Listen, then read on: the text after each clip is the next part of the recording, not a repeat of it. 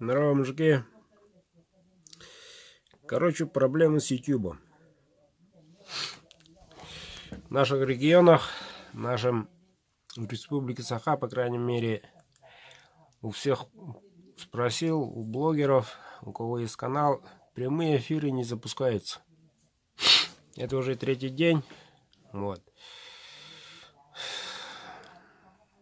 поэтому ищу другие выходы, но выход всегда имеется. Если до 20-го они не успеют сделать, ремонтировать все как надо, то буду делать без единой паузы в записи в режиме вот такого. Вот, на таком режиме все равно будет, но, конечно, без эмоций, без комментариев. Это очень будет плохо, это будет очень грустно, конечно, но если до 20-го они не сделают, то придется так делать.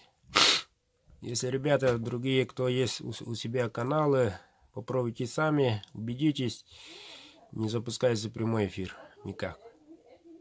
Да, там все идет, и последний момент запустить прямой эфир сразу кидает. По-моему, 3-й или 4-й сутки вот так. Вот, и из компьютера то же самое, из телефона, без разницы. Что-то с YouTube происходит. Вот, захворал чуток, выздоравливаю, ничего. Но ждем нам, у нас будет через сутки-две, предоставлю вам. Ну, а так у нас стало, купивший билет 120 с чем-то. Вот. И тут у меня один человек купил билет, но не записал свой номер.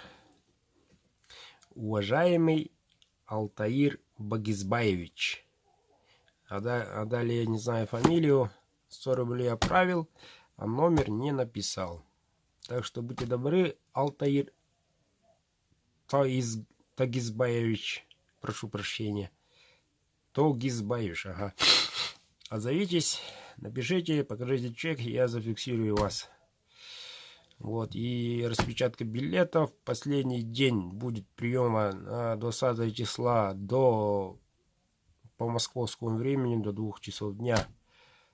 Нет, до 20 до 2 еще надо еще распечатать. То все, давайте сделаем так, 20 число утром, все, до 10, до обеда.